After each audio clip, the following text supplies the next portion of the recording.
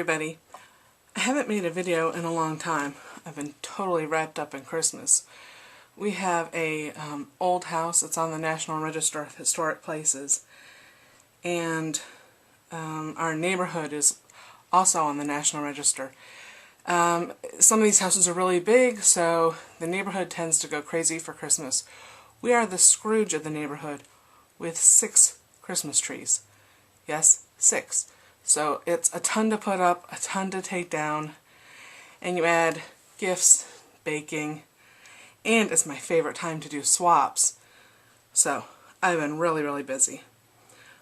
But I thought I would start doing some more videos, and I was thinking of, I have a lot of experience in stamping, so I thought maybe some general card techniques in different areas, not just stamping. So I thought today we'd start with dry embossing. Now, you may think dry embossing is just with an embossing folder, but that's a modern thing. Originally,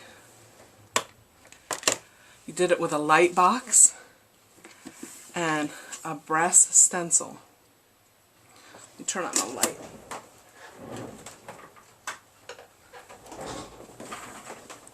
So this is a brass stencil, and basically what you do is you put it on a light box. Now if you don't have a light box, you can tape it to a window and use that. And you're pushing the paper gently, coaxing it into these holes. Just enough so that it's raised, not so much that it breaks. Okay, so I thought I'd show you how that's done. Today I'm going to use a little bunny. And I want him facing, let's see, this way. So I'm going to turn him upside down. And I'm going to use a little painter's tape and just tack it in place a little bit so it doesn't move on me before I finish. Now, the paper you use is very important. You can do this with regular cardstock, but it's difficult to see through. The best thing to use is paper that's made for dry embossing. And the best kind is paper like this. I'm going to just make a small card, and this is going to be my card base. Is white on the other side. So that really allows you to see the image through. Yes, you can see that. Just make sure. Okay, now to coax your paper into this, what you need is an embosser. Now, a lot of people don't know what this is for. This tool is not really for scoring your paper, although it does a darn good job. It was originally meant for embossing. So that's what we're going to do. Now there's a couple tricks along the way. Like I said, you could be working on your window right now. I'm going to use this brown for the bunny. The stylus tool will drag on the paper and not give you as nice an image. Now there's ways around that. One is to use something like this, which is called Pergasoft. It's basically just a wax. You just rub your stylus on it and then emboss, but you have to keep rubbing it as it wears, the wax wears off. If you didn't have this, you could use a candle. You want to use white, of course. The easiest thing to do and the least expensive, wax paper. Just get a piece of wax paper, crumble it up. You can use it for forever and a day. You can see how old this one is. And you just rub it over the paper. Now this is on the back side because I'm embossing, meaning I'm pushing it out. If I was pushing the paper in, it would be debossing. So I'm going to choose the larger end, and I'm just going to work my way around the stencil, pushing the paper in. Now when you come to large areas like this pink, well, the center area of the ear, which I would think would be pink in my mind, you don't color the whole, you don't scribble the whole area in. You just go softly around the outside edge of large spaces. Okay? Now areas like this, I don't know if you can actually see this on the camera, the bunny has a little flower and leaf set on his head. I'm going to layer that with other paper. This was the first place I really saw people paper piecing, way before stamping. But I'm still going to emboss that so that as I'm paper piecing it later, I have a guide of a general area that it's going to go. Likewise, his nose here, I'm going to pop up. So I'm going to quickly do it, but I'm not going to bother with the inside of his nose or making sure it's very well embossed. Now the outside of the sweater, also, I'm just doing the outer line because I'm going to put a pink sweater on him. And I'm going to do the hand. Now, as you can see, I hope you can see, it's a bigger area, and I'm just going around the outside, just like this hand. I'm not scribbling the whole area in, just running around the outside. Dry embossing traditionally is fairly quick. It's, you know, the owner of Lasting Impressions used to be able to do it in 2 seconds fast, and that's one of the major companies that does stencils and paper today, is a company called Lasting Impressions. They're online, and that's where this stencil is from, and that's where this paper is from. And they have new releases all the time, and they have quite a selection. So I have my bunny here and the outline for the parts I'm going to add. Let me check him. Looks pretty good. Now, you can't see him. I can see that it's raised slightly. To show you that, I'll put some black cardstock here. Take a sander. I just don't want to ruin my embossing table. And I'm just going to sand him lightly.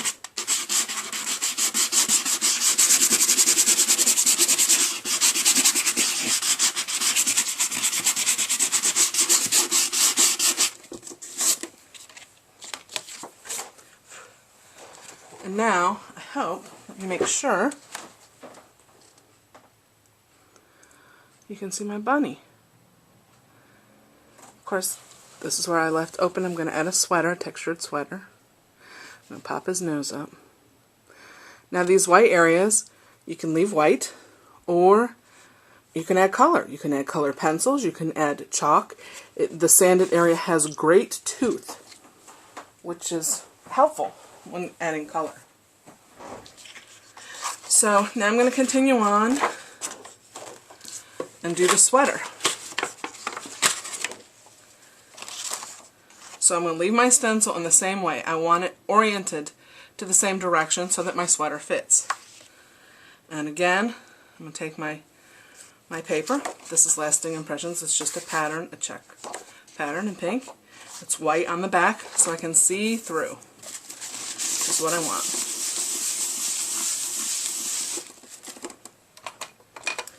Can I get my embossing tool? Okay.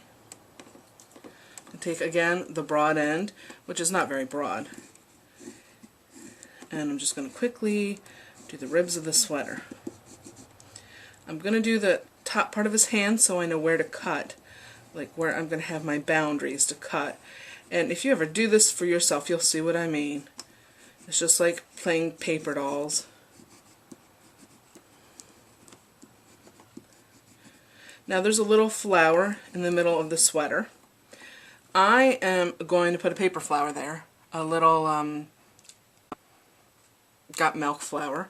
But I think I'm going to do the stem, and I'll put a little green marker or something there. Okay? So basically, let me check without moving it. Well, my camera battery died, but here's the sweater. I just cut it out real quickly. And here's the bunny.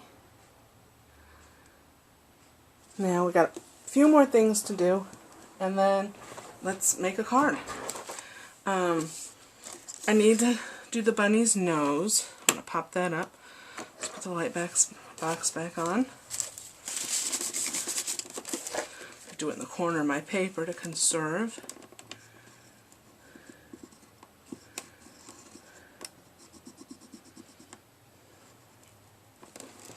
Okay. off. Cardstock here.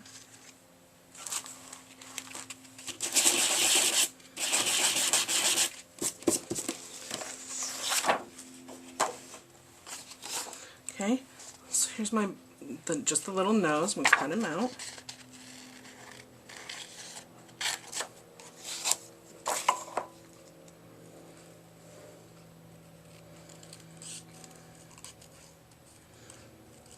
Don't want to get too close to the embossing.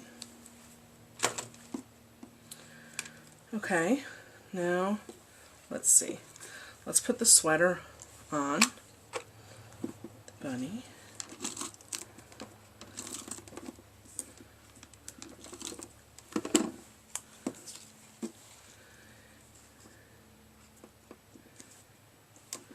There it goes. Now let's see.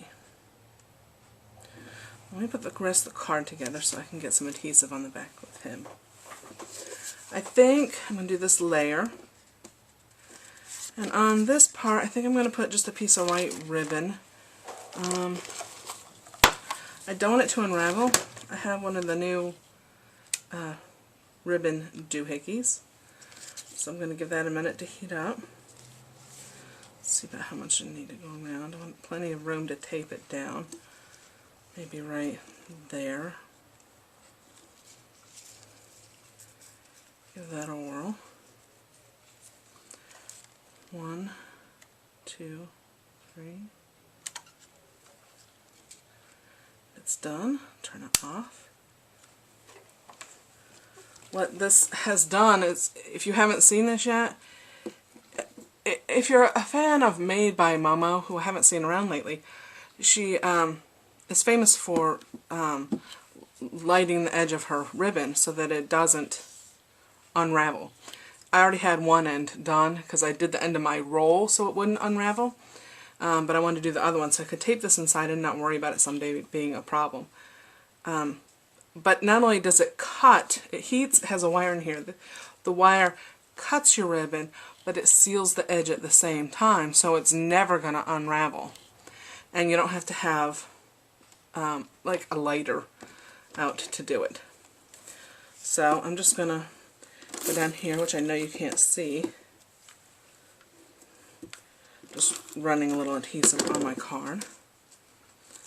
And I think I'll put it about here. On my ribbon, I meant.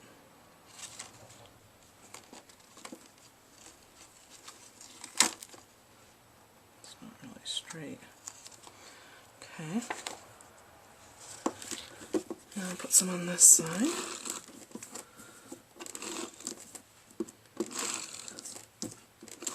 Light boxes are not expensive. You can get them at Michael's.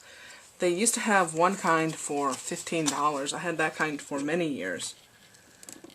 This one's a little more, but I do a lot of dry embossing. Okay, there's my layer. And now I'm going to put some adhesive on my bunny.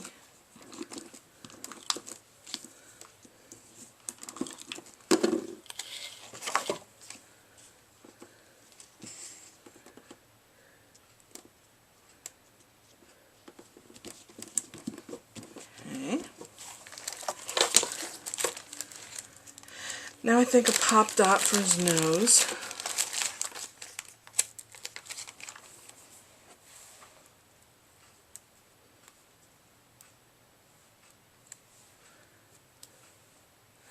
I can't get this off me.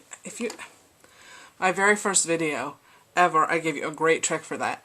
And it's dried baby wipe. You touch your hand to it, it'll take red line tape liners from these or from the whole tape roll right off your fingers. Not only does it work for dried, it works for wet baby wipes too. Okay, put his nose on.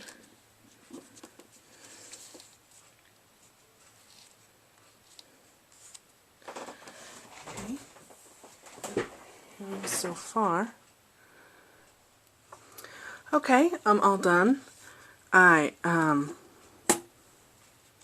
put a little Prima flower here, and it was a little big to include the stem. I was just going to color this stem with a sage marker. So I just covered the stem, because the flower fit perfectly if you didn't have the stem. And I embossed the leaves up here, and the little flower. And I keep calling him a him, but I think she's a she.